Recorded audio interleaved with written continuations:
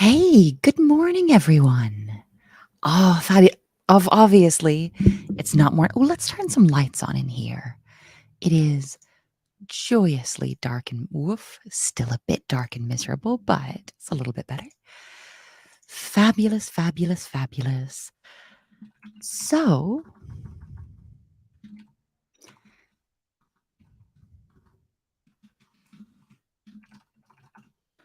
let's go ahead and get started. Today, we're going to do something very, very practical, which I'm pretty excited about. And we've been looking at technical documentation the whole time we've been going through this, haven't we? We've been looking at, oh, what's the technical documentation for HTML and CSS that we've been looking a lot this time? Yeah. So let me know, yeah, what's sort of our favorite technical documentation that we've been looking at? So while y'all are letting me know, we're going to be making our own today. We're going to come all the way down. Boop, boop, boop, boop. We've done a lot of these things. We've just been hustling through them. So what we were working on yesterday, which was tons, which was this Learn Intermediate CSS. How did you all like that? It was like quite a bit. And one thing that we didn't have a look at yesterday, but we're going to have a really, really brief look at today. We're just going to hint at it today and then rush into the next one, is Learn Responsive Web Design by Building a Piano. We're just going to dip into this a little bit because I'm going to be especially cruel and ask you to learn to do almost all of this on your own. What we're going to do is, it's a nice little one, but I'm going to ask you to do almost all of this for homework. And the reason I'm asking you to do almost all of this for homework is A, because I'm mean, but mostly to get sort of into the feel of doing this one on your own. So we're going to skip a lot of this basic structure. We've done this a lot. We come in maybe 7. Well, 7, we're still doing those. Let's skip ahead a little bit more. Halfway, 16. You know what? Almost all of this has got us doing stuff we've already learned. Let's take a look way at the end. Still, you know what? This is exceptionally cruel of me, but could I go ahead and ask you to do all of this on your own? I wanted to preview it and say, oh, are there any especially difficult steps? Here we go. Media queries. That's the one I wanted to review with you all. Because we did this a while back, didn't we? I just wanted to review what a media query felt like so that you were able to do this whole little 33-step section on your own. Yeah. Let's add a new piano selector within our media query. Ooh. Remember that piano is going to be an ID because we're seeing that right there. And don't worry if this all feels super weird. I'm going to set that to, and remember that the piano query inside the media query, we've got the @media is saying, yo, CSS, I'm setting some special rules here. And these special rules, hey, if you see a viewport that has this rule, so if somebody's looking at this on a screen or a viewport that's 780 pixels or smaller, so the maximum width is 780 pixels, go ahead and use the CSS rules I set in here. So in here, it's going to feel like we're setting really traditional CSS. Here we'll set the width to 335. It does pixels by default, but we're going to do pixels. We're going to check our code. Cool. And what I wanted to do is dip into this one and just preview. Hey, 90% of this reasonably short lesson is stuff we've already learned. I wanted to go ahead and just review media queries together. Sorry, it took me a good 3 tries to find the one I wanted and see how that felt. But what we are going to do is come back out here, and I'm going to gently and lovingly, oh, come on, brain.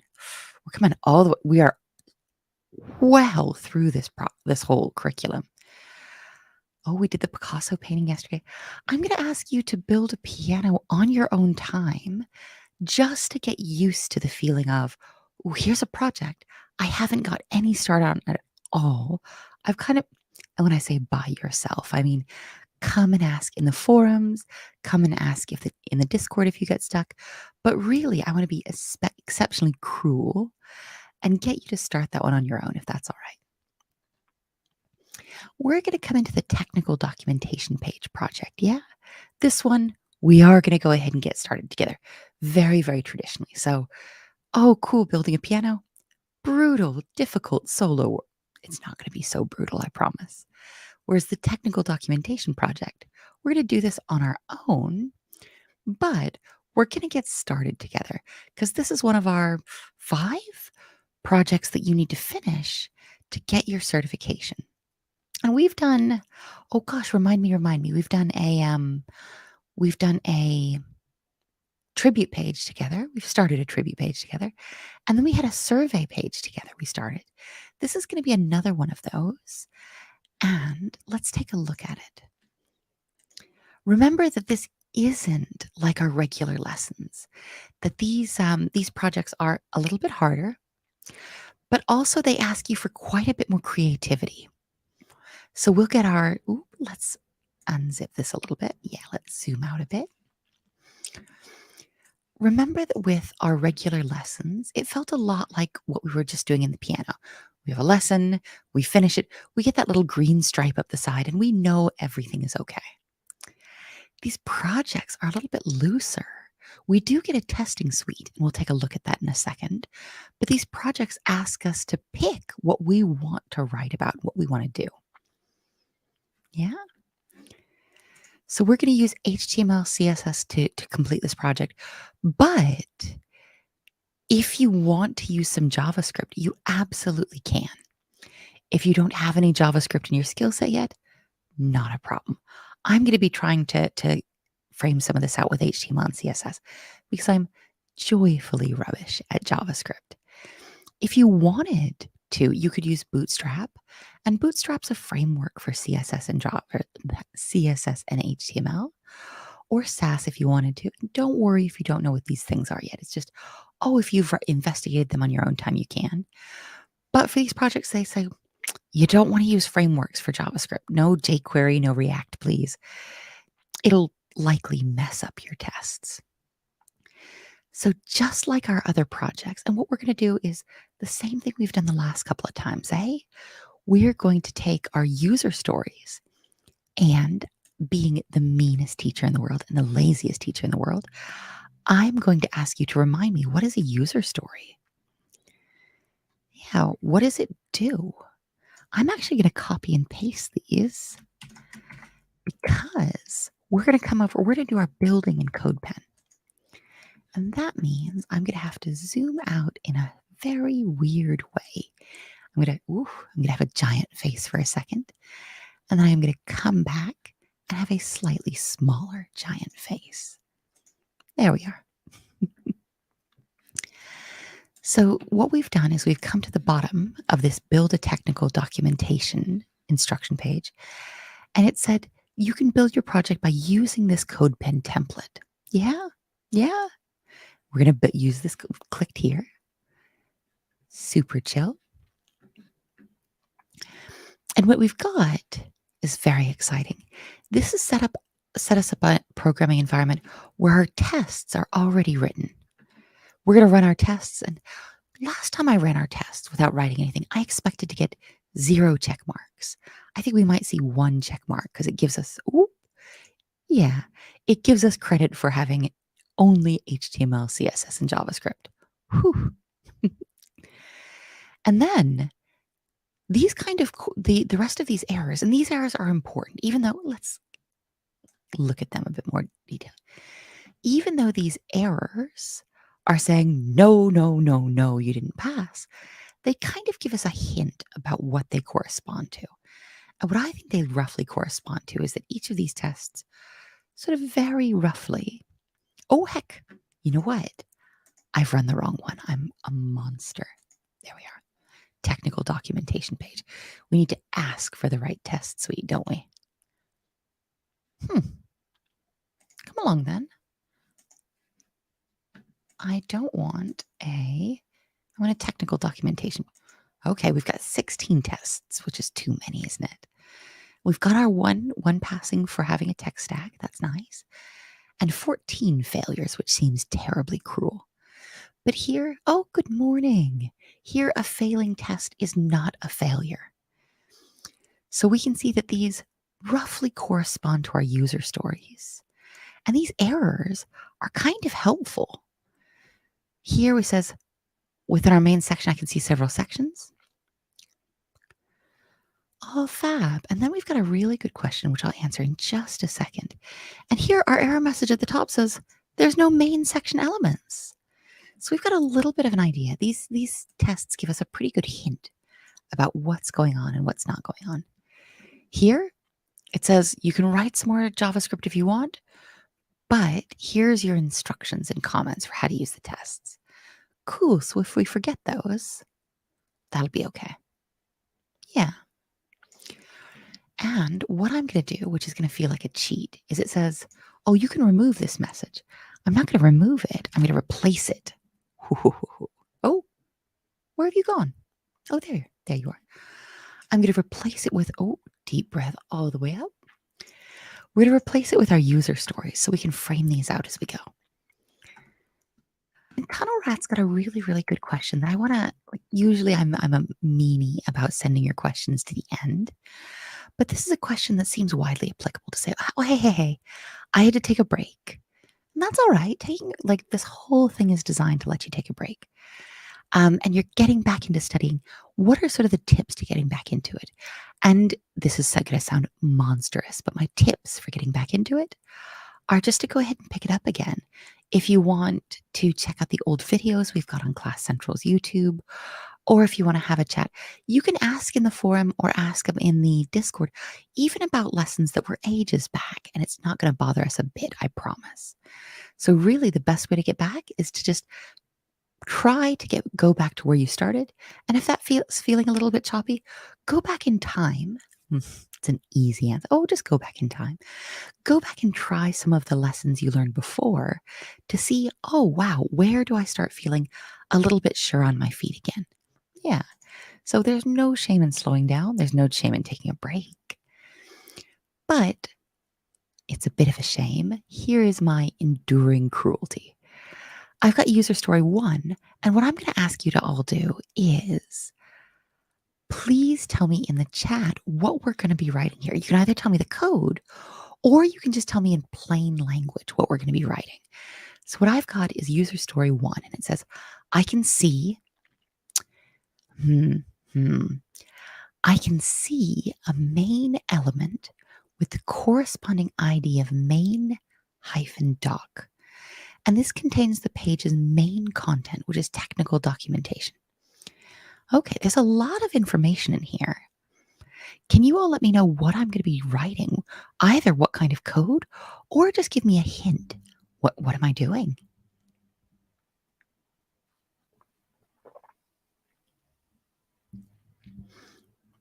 I'm not just asking for your help to get an excuse to drink a teeny bit of coffee, but it is quite nice, isn't it? So I can see some keywords in here that I think are especially useful. I'm in comments, so putting stars around them isn't going to hurt a thing. But I think this main element is important. We've done main elements before. And this main element, Sasha, look at you. You're just giving me the code. You're keeping me honest. This main element has an ID of main doc. Fabulous. You know what? Whenever somebody is this levels of merciful, and you know what? I love to copy our main element. And be careful. We've written all our user stories in a very, very long, in a very, very, very, very long comment. So making sure we put our main tag outside those comments is going to get us. Tanya makes a really good point. Say, oh, you know what? This should be inside the body tag. And one weird little thing that CodePen does for us that Free Code Camp's coding sandbox doesn't is CodePen automatically gives us this this body tag. I kind of wish it didn't to teach us best practices, but alas, it does. And you all are lovingly pointing out, they say, Jess, don't forget to add the ID of main doc. And the reason we're really adding this ID is for the benefit of our tests. Yeah. How long are these videos going to be available for? So the recordings of these live sessions are going to be, oof, I mean, I don't want to promise you how the world's going to go, but Mervyn, Class Central's not going to pull the YouTube videos of these anytime soon, are you? I don't think so. For as long as one could expect content to exist on the internet, these videos will continue to exist on YouTube. So we've run our tests because I feel gently confident that we might be done with user story 1. And last time we ran these, let's get a little more space in our, yeah. Last time we ran these tests, we had 2 passing, which felt very good. And this time we've got 3. And it says, cool, you've used HTML, CSS, and JavaScript. Why, I'd like to hope. And the second one's saying, cool, you've got your main doc and it's got the ID right. Whew, that's very relaxing. One thing I'm going to do is I'm going to go ahead and delete this. Of course, when I'm finished with the whole project, I'm going to want to review my user stories and sort of tick them off in my heart. But for now, just as a working version of this, I'm going to delete these as I go to see how they feel. So one thing that we did, let's put it back for a second. One thing that it did tell us is that, heck, the rest of your content, the rest of your page's main content should sit inside here. So I'm going to go ahead and write myself another comment. All content comes, goes, fits, sits here. And this is just to remind me, just in case I try and put something out here, or just in case I get a bit goofy. Everything is chill. Everything is easy. Okay. Oh, now we've got a little prompt to save. You say, oh, Jess, but free code camp doesn't make us save. I say, well, no, but working locally, working on HTML files on your computer, that'll make you save, won't it? So let's take a look at this user story 2. And because I am the worst teacher, the meanest teacher, a villain, I'm going to do the exact same thing. Can you tell me, either with code or in plain language, what I need to do right here? And y'all, we're going to do this for each one of these. It's going to be brutal. So it says user story 2, very chill. Within the main doc element, and here I see this little hash. So I've got to go, this is the element that has the ID of main doc. That's real chill. I can see several section elements. Each with the class of main section. And I should have a minimum of 5. So, Tanya, you are absolutely racing me to my own joy. And this, remember yesterday we did a bunch of IDs that had class of section. And y'all remember I was not in love with those. Here, I like this quite a bit better. We are using these semantics. Let's go ahead and close this JavaScript. Where some of you might be using it. And you say, I'm going to write some JavaScript. That's sort of a bonus thing. I'm not going to worry about it right now. And because I am absolutely monstrous, I'm going to make you write your CSS on your own. So let's just get a little bit more breathing room looking at our HTML. So we think section class is equal to, where's that class? The class of main section. Got it. Everything is mellow. What do you all think we might put in here? Septus is, and I hope I'm pronouncing your name correctly, has made this point I'm absolutely in love with, saying, do you know what? Algorithmic thinking is so important for programming. And I think I know what you mean, but can anyone tell me, what does algorithmic thinking mean? And does that mean to sort of think in the same kinds of processes or the same chained movement, the way a programming language or the way a program really, more honestly, might think? And sometimes you're saying, do you know what? Comments really help me break that down and makes the follow through with programming Does it feel easier? Does it feel more comfortable? Does it feel steadier, if that's not strange? But here we've got 1, 2, 3, 4, 5. We've used copy and paste because copy and paste is our best friend right after the delete key. And you know what? I think we should pass. Is it 4 tests this time? 4 tests this time. We're just going to breeze through and make sure we pass the tests we expected to pass. And this is really exciting because this is test-driven development, isn't it? We've got these built-in tests, and I know exactly what I need to do, both from my user stories, which are very important, but also from these tests saying, okay, you can go on to the next one. Cool. I see my several section elements passing. I know I can go ahead and, at least for right now, delete this user story.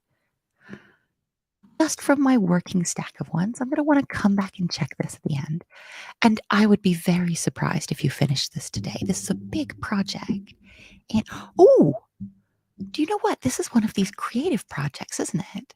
What should we be writing technical documentation for? Or if you're not shy about your own, what would you like to write technical documentation for? You can do it for whatever you want. You can write about how to, you could write technical documentation for how to use technical documentation if you wanted. You could write it about how to use your aging espresso machine. You could write it about how to open that difficult to open door at your school where you've got to sort of hit the top of the lock first. You can write technical documentation for any kind of process that needs a bit of documentation. The first element with it when each main section, okay. I see this dot here, so I know I'm going to be looking at this class. Oh, heck. Main section, that's chill. That should have a header element which contains text that describes the topic of each section. Okay, let's break this down. So, what it's saying is inside here, give myself some space. Inside each of these, well, I'm not going to give myself that much space. Let's just look at this first one at a time. Inside here, I should have a header element. And this is where I'm going to get to be cruel to you all.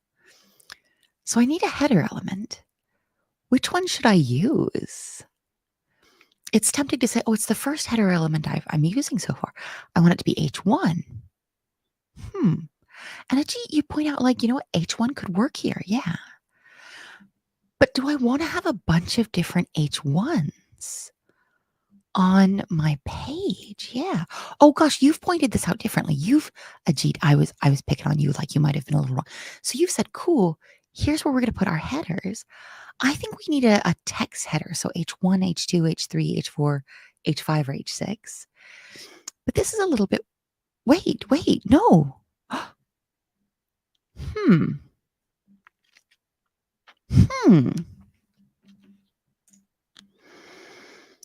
Yeah, this is a bit ambiguous. It makes it sound like we want a header. But I'm reasonably sure. So it says, I'm reasonably sure it wants something like a heading, like this. You all think it might mean a header. I think it would be reasonably unusual to find more than one header on a page. But header, HTML, MDN. Let's go ahead and see what it might mean. Yeah, so header and heading are different. And I think I might be wrong here. I like to be wrong. So these are heading elements. Yeah. Header.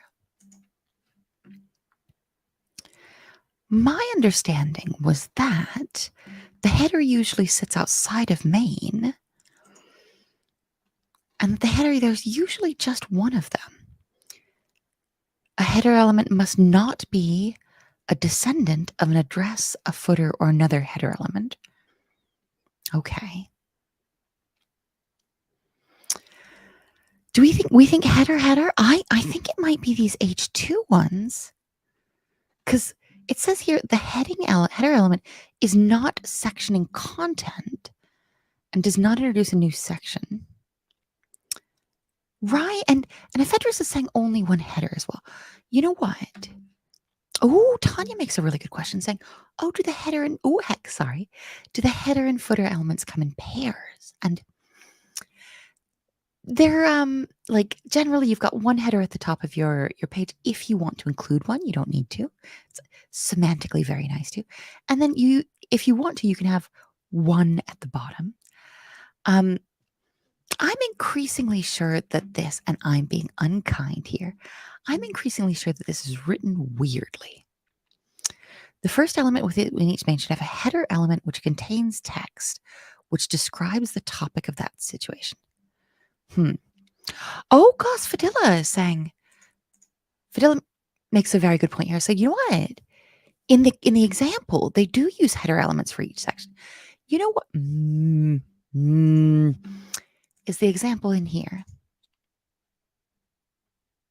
All the way up to the top? Show me the example, please.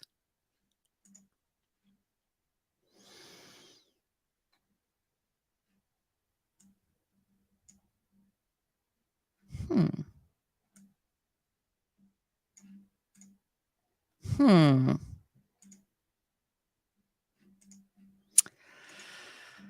Okay.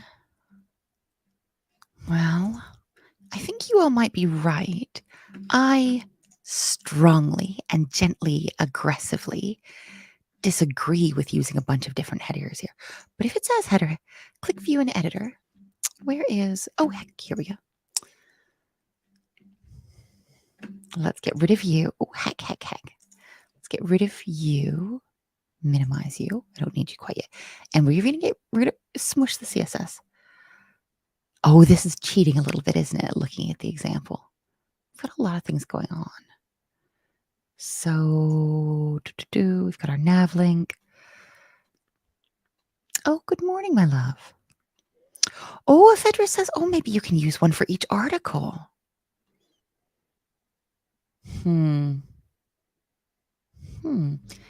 Command F. All right. I love being wrong. And I was very well, you can only use one header per. We can use a header per section.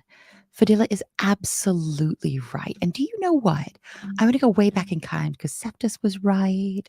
And where are Ajit? You know what? You were telling me from word one. You were like, Jess, it's just header. And I stubbornly refused to listen. You are as patient as you are gracious, brilliant as you are kind. I really appreciate y'all just very sighingly going, come on, it's probably header. When inside it says the text too. I'm going to cheat and do both just so I feel like I'm not dead weight. And what am I going to do technical documentation for? I'm going to do some technical documentation for how to use Signal. Oop. I want the same thing in here. So what I'm going to do is I'm going to write an H1. How to use Signal. And Signal Messenger is a privacy nerd messenger, like WhatsApp or what do other people use? Yep. Oh, Leanne points out that my issue is very likely that I'm old. Back in our day, and Leanne's day was much later than mine, but back in my day, you know what? I don't think we had bed header back in my day. Leanne helpfully points out that me being elderly is probably the issue. So, Signal Messenger is it's a privacy nerd messaging system. And I'm going to write my documentation about how to use Signal Messenger because I've been trying to push my family onto it. Downloading Signal.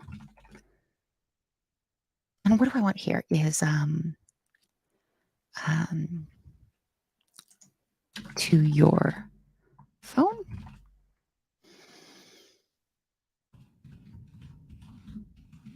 Oh, heck.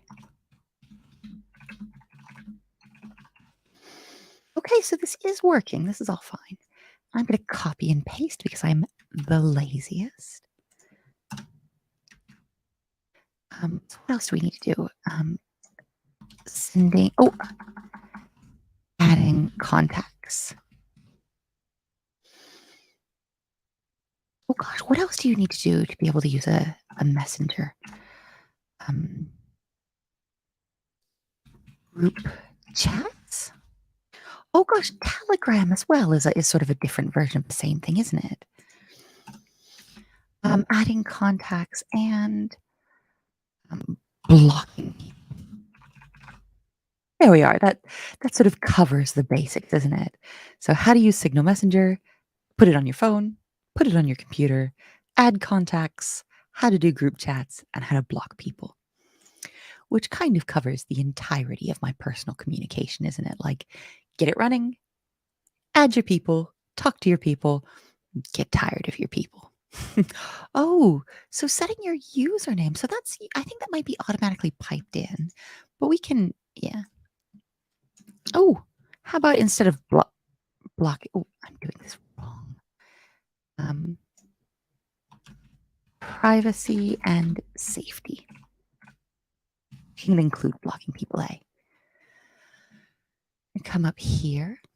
We're going to try our tests one more time because you all are absolutely sure that header is correct. And I believe, and you know what? Not only do I believe you, but the tests believe you. You were absolutely right. I was absolutely wrong. Look at this. The first element with itching main should have a header section which contains the text of the topic of that section. You are perfect and incomparable and patient. Oh, thank you very, very much. Let's close the little test suite. Good day, test suite. And let's come way down and see what's going on. So the first header within each main section. Oh, wait, the first element within each main section. Okay, and these main sections, these are our section classes that have our that have our headers and have our H2s in there. Oh wait, this is the one we've just done. Goodbye. Oh, too patient. Each section element with the class of main section should also have an ID that corresponds with the text of each header contained within it. Woof! Any spaces should be replaced with underscores. Okay. I got it. I get what's going on. Ooh, do you? Looking at privacy and safety here, I'm reasonably sure it's asking me to add an ID. What ID does it want? And this is not me in any way suggesting that y'all have to switch to Messenger or switch to Signal or use Signal. I'm just a privacy weirdo, so I use this. Oh, I use Matrix, the other privacy weirdo, and I think Telegram's supposed to be pretty good as well.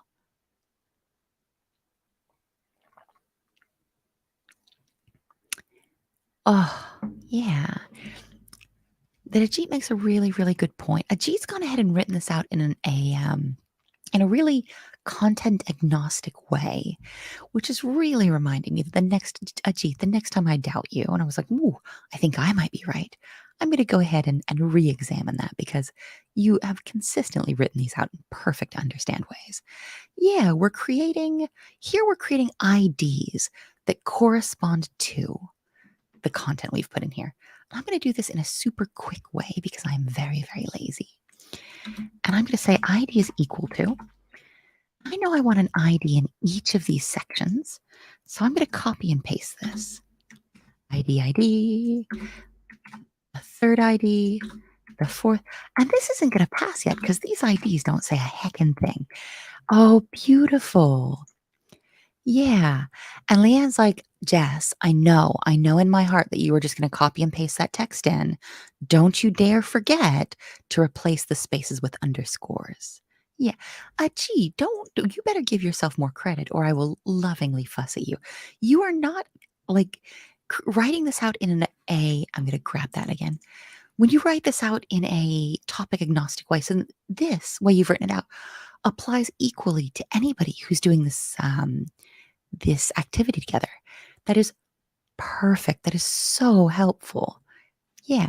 And sometimes you got me. You were like, all right, cool. The ID here would be header one, except you're writing it in this agnostic way as well, which is really helpful. Here, the first one I'm going to do, the first ID is downloading signal to your contacts. You say, well, Jess, that's not going to work. That has spaces. And remember that Leanne lovingly, oh, and Septus as well, lovingly fussed at us. What we're going to do is turn our spaces into, I think for our IDs, we want those to be lowercase as well. So that's what we're going to come and do again and again and again. We say our adding contacts becomes our adding contacts ID. We're going to make that lowercase and we're going to turn that space into an underscore. I'm gently but confidently sure that this is what this user story is asking for. Feels a little weird though, doesn't it? Oh, I bet I've forgotten a capital. Yeah. Come back, come back. Little s, little. Oh, heck, I've missed this one entirely. Oh, I was going to say what a Monday, but y'all, is it Wednesday? Lowercase and you all are as patient as I could ever ask people to be. But remember, I work for you. Y'all don't have to be angels. Well, I mean, you've got to be nice to each other all the time. We've got group chats. We're going to come down and grab privacy and safety as our last one. We're going to copy and paste that in there. We want a lowercase p. And the only reason we're doing that is by conventions, our IDs are all lowercase. We're going to replace our spaces with underscores just because HTML has no idea what to do with a space. I'm not super sure I've done all these correctly, but instead of me checking them with my fragile human eyes, I'm going to ask sorry. I'm going to ask, let's do it for 5 out of 6 passed. Let's see what we've passed. Okay.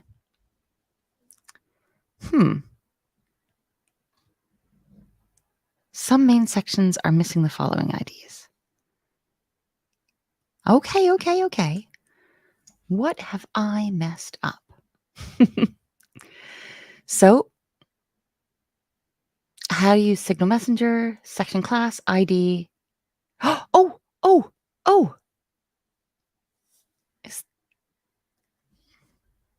Y'all.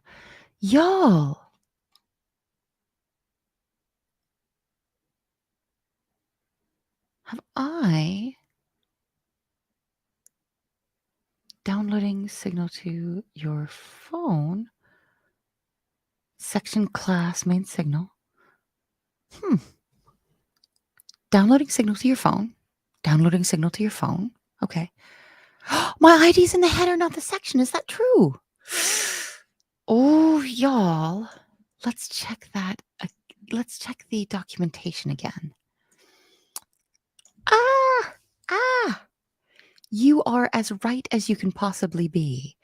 And if it's helpful, this is probably the kind of thing that is really easy. Section class. Do I accidentally have this in the header someplace? The ID is in the header, not the section. Nope, that's okay. I feel like I might have done that at some point, though. Yeah. Signal and a downloading to phone. Have I missed one? Let's start at the top. Oh, wait, does it want? The ID is in the header. We feel okay about that.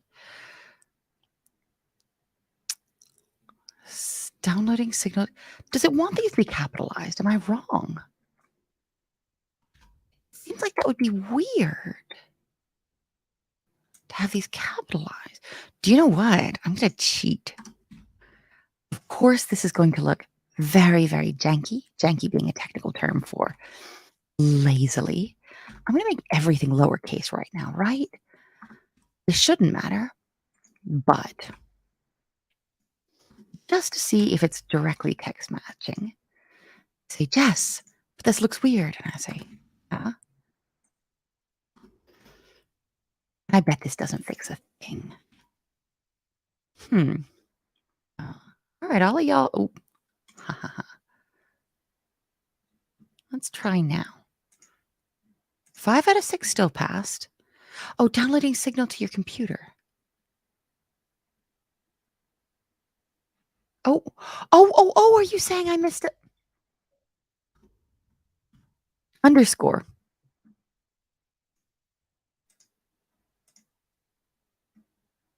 Ah, Muju, you are a sweetheart. This is exactly what happened, is just good old-fashioned missing an underscore. How embarrassing, but relaxing. It's better this than fussing back and forth at, oh, are the tests looking for the capitalization to match? It looks like not. That would have been very strange. Okay. Yeah. Although it does look like JavaScript and JavaScript, and it does look like it wants the capitalization to match as well. I'm going to leave these in lowercase at the moment. Yeah. Later on, I will fix the capital D, capital S. Where are you in my... So yeah, it looks like I can indeed make my IDs include capital letters. Let's check the tests again and see. You still giving me 6? You're still giving me 6. Cool. No, gosh, don't apologize. Y'all are watching me goof off constantly, and you're like, oh, sorry, Jess, that I'm taking this less seriously than you. Let's come on down, and user story 4 feels done. I mean, I still want to fix my capitalization later on, but oh, you know what? To do fix caps in headings. And this is the kind of thing that comments are great for. Of course, you are very, very good students, and you won't be lying to yourself. But whenever I leave a to do in comments, it's often a lie where it's like, oh, I'm totally going to come back and fix this. And I don't as often as I would like to. So the main section elements could have at least 10 paragraphs, not each, but 10 paragraphs. So we've got 5. That's 2 each. It looks like I don't have to put anything in those yet. But so the main section elements. So here's where, heck. And one thing that's really nice about Code Sandbox is you can unzip these or zip these up. But here's where the main section starts, and ends. So I'm going to come in here, and these should have 2 paragraph elements each. We're going to start. You know what's even lazier than writing all these? One thing I'm going to do is I'm just going to add some dots here. The only reason I'm adding these dots is so I can see on the page, sort of conceptually map this out. You can put any placeholder text you want, or if you want to write your text as you go, that might be cool as well. So we're going to come in between the sections. So under our line, hey. Is there a way to automatically format HTML? I bet this is going to go ahead and sort all of our indentation for us. Look how magical this is. We've got 2 coming down inside this parent section. I'm going to come down. Here's where the section starts. Here's where the section ends. So I'm going to add 2 more paragraph tags. I'm going to come down in between where the section starts and the section ends. I'm going to do 2 more as well. I'm going to save my work because, can you imagine closing it without saving your work? You may not be shocked that I do that all the time. And the other thing I'm going to do is I'm going to keep formatting my HTML. I'm going to get it to do the hard work of doing this pretty layout for me. I am gently confident that the main section element should have at least 10 paragraphs. I think I'm going to get 7 passing tests. What do you think? Let's just make sure that the right tests are passing, that we've done what we expect. And says, cool. The main element should have at least 10 paragraphs, and you got those. But the next one, let's put you way back down here. We can get rid of you. We've got those 10 paragraphs. We'll put the text in later. And let's add that to our to-dos. Add text to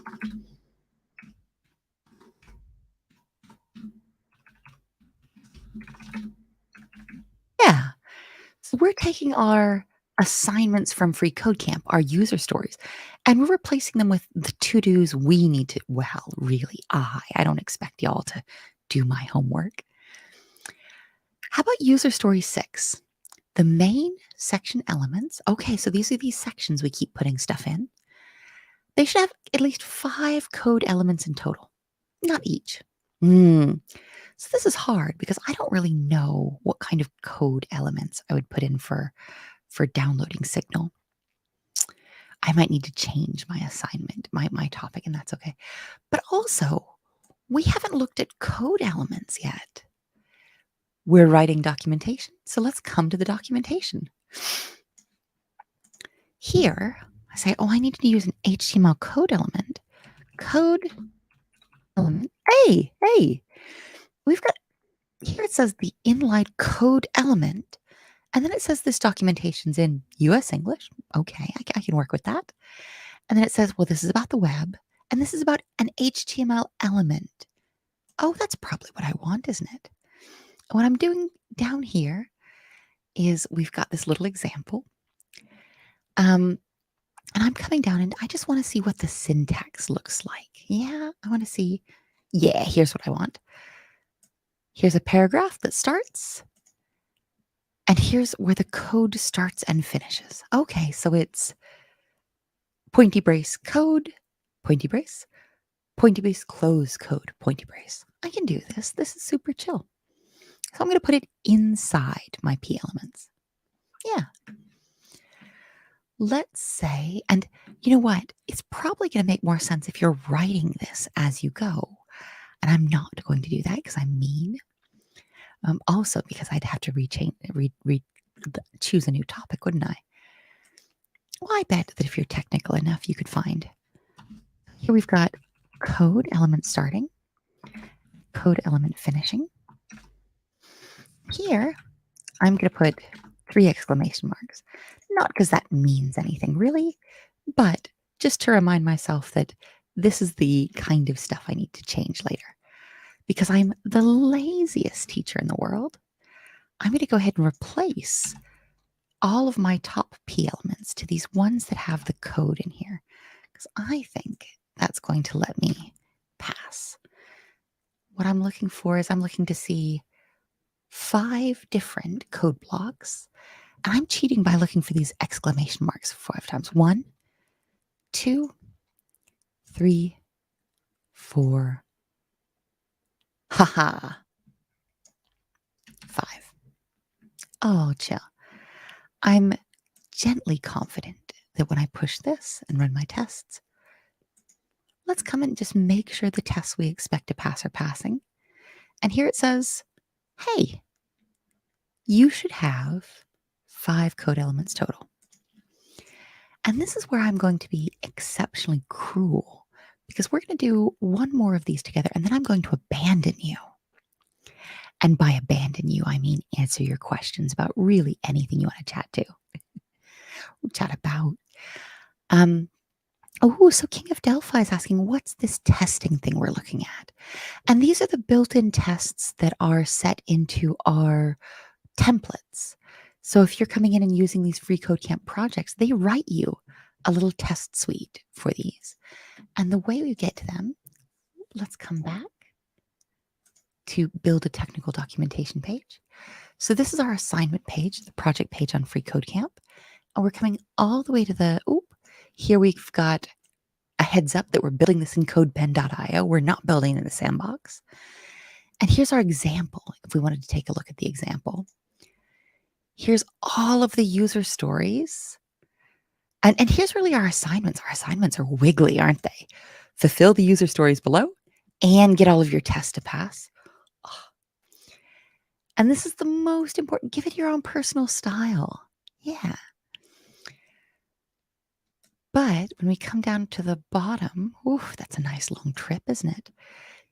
The button, use this code pen template. Let me go ahead and, heck, copy that link. Oh, wait, is that copying the right thing?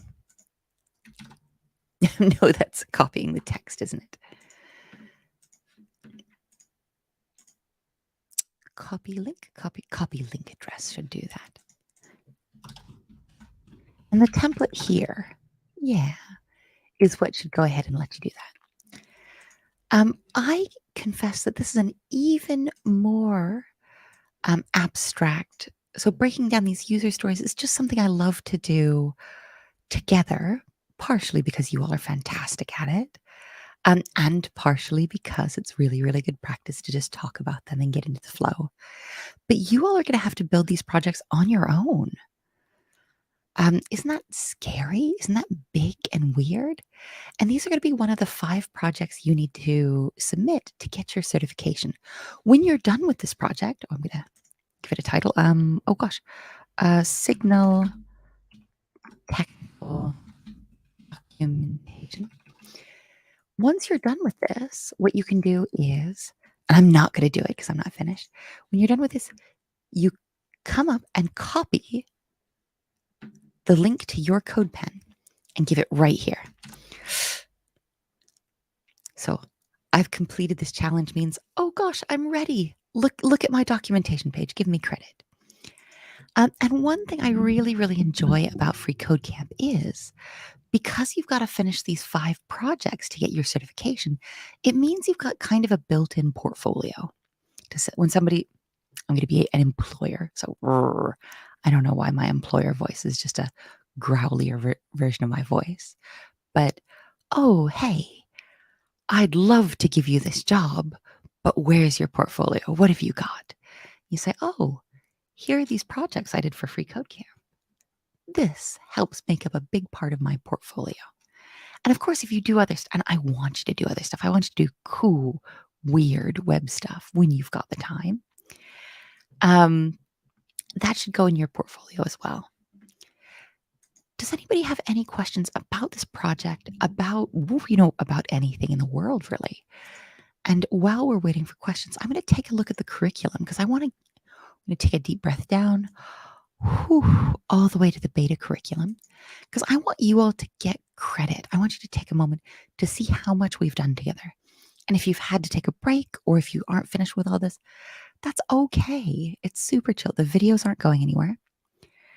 So Ephedrus points out something really, really useful to say, look, and I do this all the time to say, look, CodePen is displaying some weird behavior here. So CodePen doesn't show us, in CodePen, we don't declare our doc type. Weird, right? And then we don't set our root elements. We don't set our HTML. And then we don't use heads. We don't even use body when you're using CodePen. So you don't need to access it. And actually, if you try and put head or body or your declaration of doc type in CodePen, it kind of messes it up a little bit. I trust the good judgment of the good people over at Free Code Camp, but I kind of wish they had used an external sandbox that let you write in all this structure. CodePen abstracting that away kind of distresses me a little bit. But we're going to come back. And while I'm chatting, let's talk homework as well, because we've got 2 different kinds of homework this time. Come on down. We've done a cat photo op. We did that ages ago. And Leanne makes a really good point to say, hey, you know what? We could move this over. If you wanted to, you could do your work in a text editor where you can write all of that. And then just strip it back out to put just, and then take it out and only copy the main element part into CodePen if you wanted. And that's a really good point. So we've done building a cat photo app. We've built a cafe menu. We've built a set of colored markers. We've done forms were hard, right? Did y'all find forms hard? We've built a registration form. We finished, well, if you're not finished, it's okay, but we've started the build a survey form project, which was our very first project. And I've seen a lot of you dropping your examples into the forum and into the Discord, and I love it. I find that delightful. We've done the Rothko box painting, which was very, very fun. And really had to do Flexbox for homework on your own out of abundance of cruelty. We did cover that on a Saturday session, though, to kind of mop up a bit. We looked at typography by building a nutrition label. We built a quiz with accessibility. And Our second project, the tribute page project, we started that together as well. And then this week we've done pseudo selectors on Monday. We did almost all of them together as well. Yesterday we were doing intermediate CSS, so a lot of CSS review, huh? And a couple of tricky new things, just to be mean. And then I'm going to ask you to do responsive web design, this piano one. I'm going to ask you to do that for homework tonight or this week. There's no hurry, if you don't mind. So your homework is really, hey, can you do this piano thing, please? But also, it's a good time to get started on this technical documentation project. So we're 4 ways? We are 4 weeks through a 6-week boot camp. If you're not going at the same pace, it's super, super fine. I'm not going at the same pace, you might notice. But let's look at what we're going to be doing over the next 2 weeks as we get ready to wrap up. And I do not for a second imagine that you are going to be, I'll be impressed, but I don't expect anybody to be completely done with all the projects in 6 weeks. That's so fast. The forum will still be around. The Discord will still be around. Ramon, I'm promising your time. I, I bet we will still be around. So, have we covered anchor links? I think we have, haven't we? So when you're talking about anchor links, do you mean the href ones where you're sort of conceptually taking an anchor and throwing it to someplace else, and the chain, the href, leads you to where it's going? I think we might have covered that in, actually in the Building a Cat photo app. If you wanted to review, it's way up at the top, that first lesson we did. Although you all have been doing this for so long, I might send you to the anchor tags MDN for faster reference. Oh, you know what, Muju? I agree with you completely because Muju's saying, well, Jess, you know what? CodePen's not asking us for our doc type or our root element or our head. But Muju makes a good point, says, you know what? It's best practice. We should be writing that.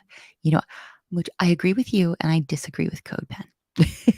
If I'm going to take somebody's side here, it's an opinion, isn't it? It's a very opinionated thing, but I think you're right. I agree with you. Oh, the internal links. Oh, you make a good point. I don't know if we explicitly learned about these. I think we would have, but let's get the documentation for MDN link.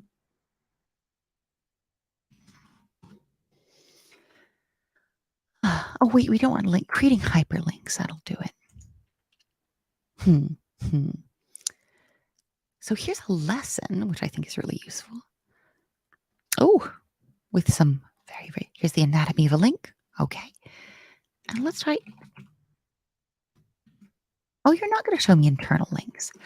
Oh, Rav points out that we learned about this one. So we learned about internal links during the accessibility quiz project. I knew we covered it at some point.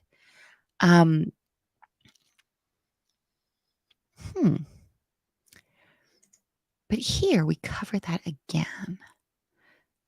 Yeah, so here's an extra guide for that.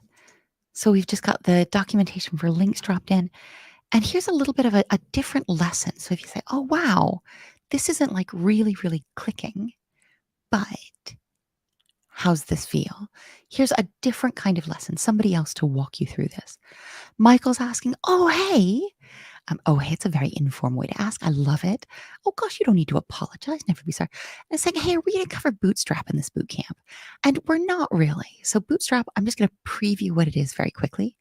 Bootstrap is a sort of pre-built series of snippets, so pre-written HTML and CSS that makes up a framework. So it's a sort of a quicker way to access this. And Bootstrap was wildly popular for a while. I think it might still be quite popular. And it's just a different dynamic, a different way to write CSS.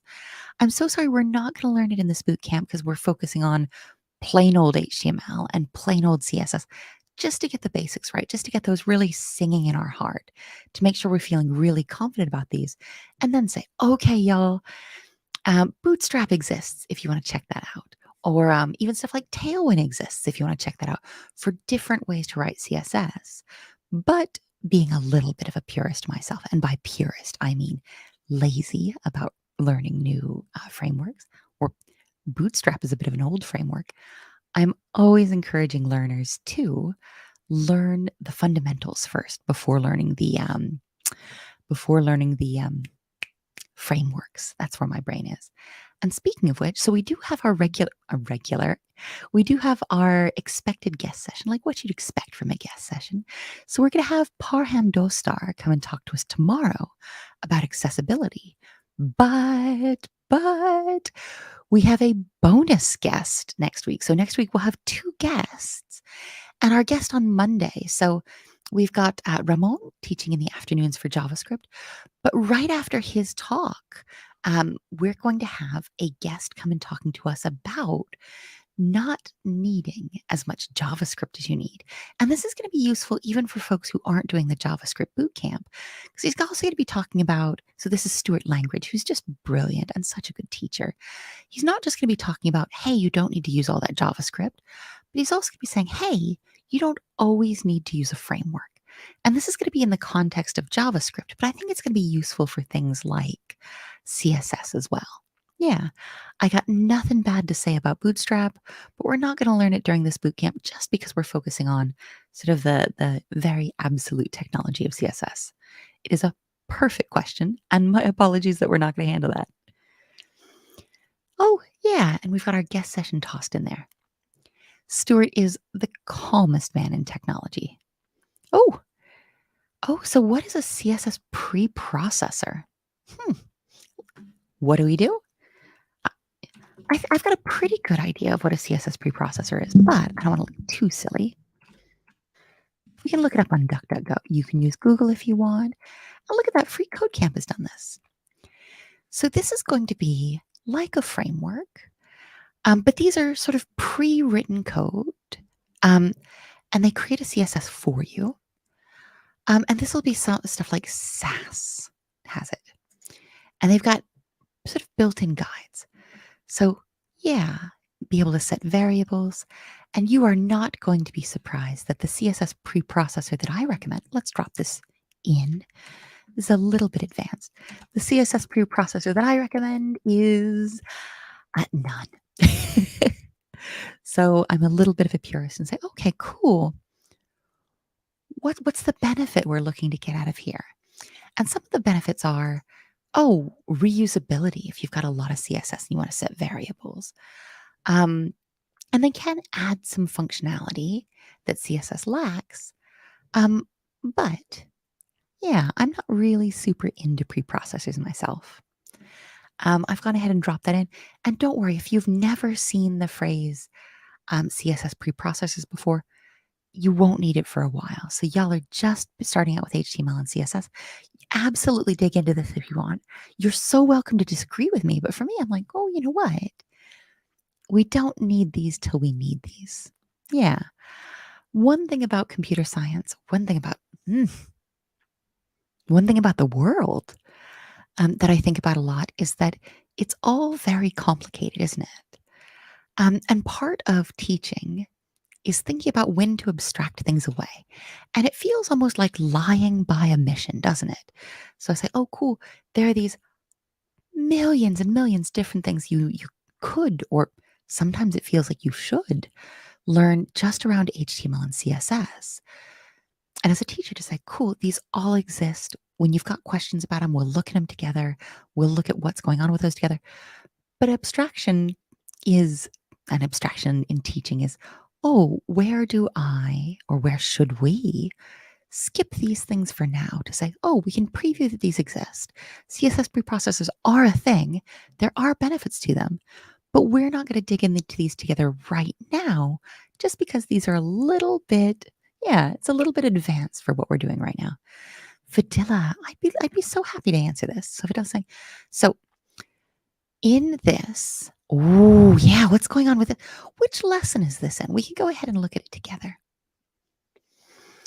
And the answer to those are going to be that these are pseudo classes, so pseudo selectors like we've done. Let's go back.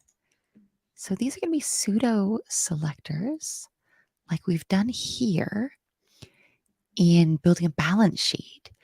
And building a balance sheet, where do those start? No. Y'all are patient as the day is long. No. Let's go back. So what lesson is that in piano?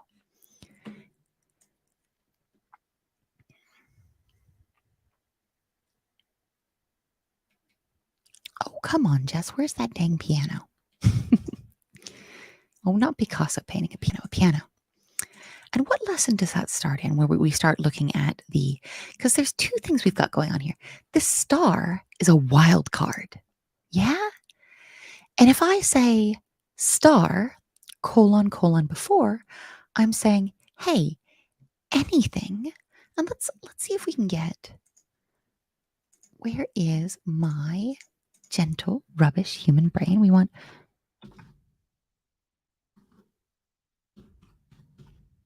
pseudo class TSS. Yeah. Oh, let's say I want this from MDN as well.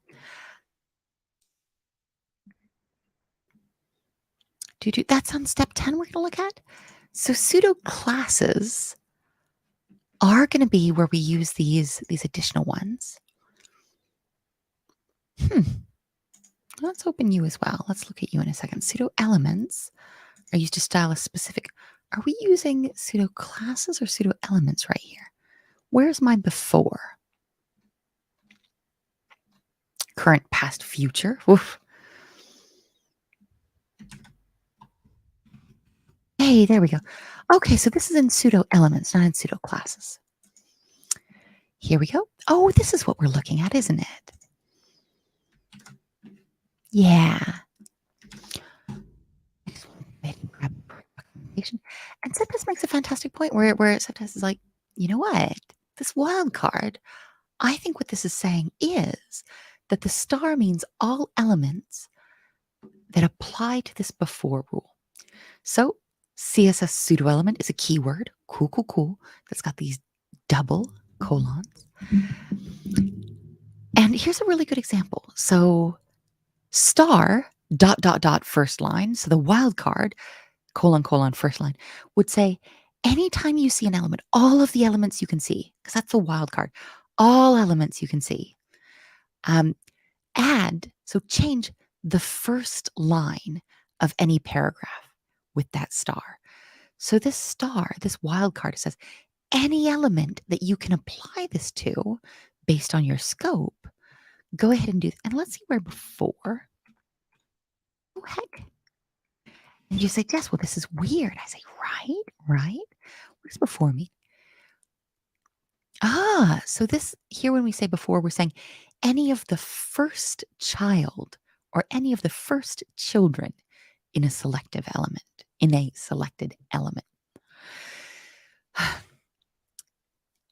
Go ahead and set this for the first child of the assigned elements. Woof. Yeah. Let me get you before as well. And this is probably going to sound super weird, right? Where you're like, wild cards, pseudo elements? What? It's okay. So we can continue to chat about this in the Discord and in the discourse. Oof, those two things are named a little similarly. But yeah, so these are pseudo elements. I'm saying, oh, I want to set specific rules for all of the elements, because I'm using this wild card, that I can find that meet the requirements set here. Whew, nice and weird. Does that feel okay? Yeah. If it doesn't, we can go ahead and chat some more. Does anybody else have any questions I can answer for you at all? Oh, while I get some of my very cold coffee.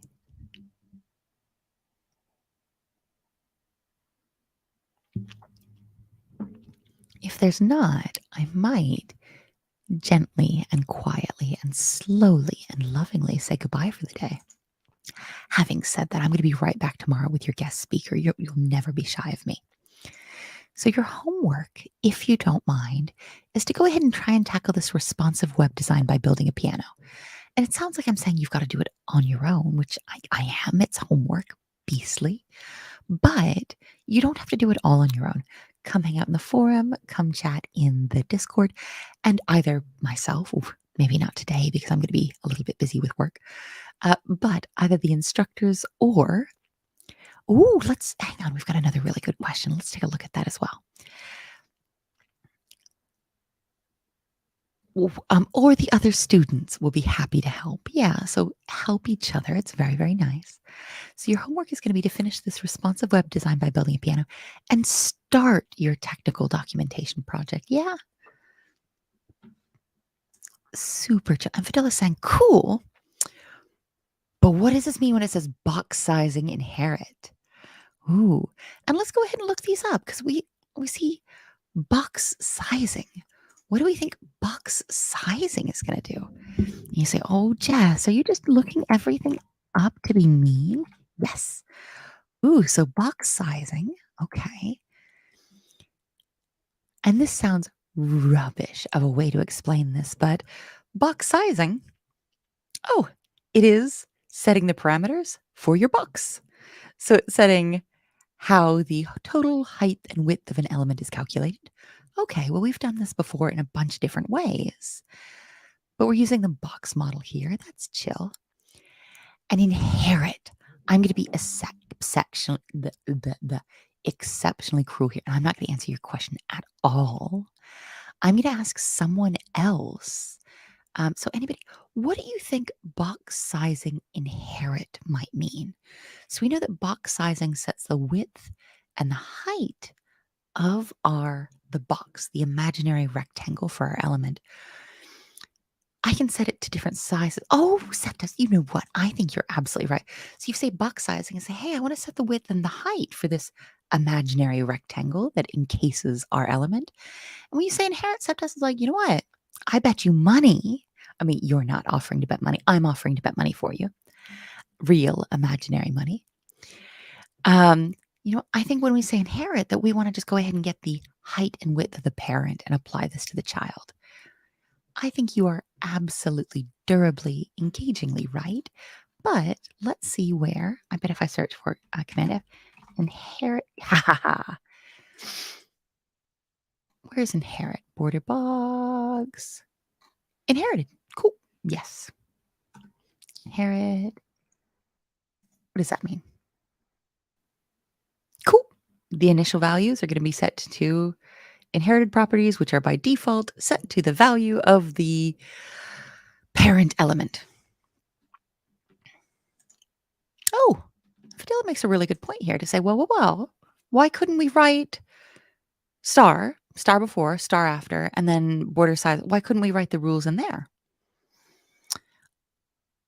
And I think this syntax feels okay. I think this would probably work. And there's more than one way. Oof, CSS.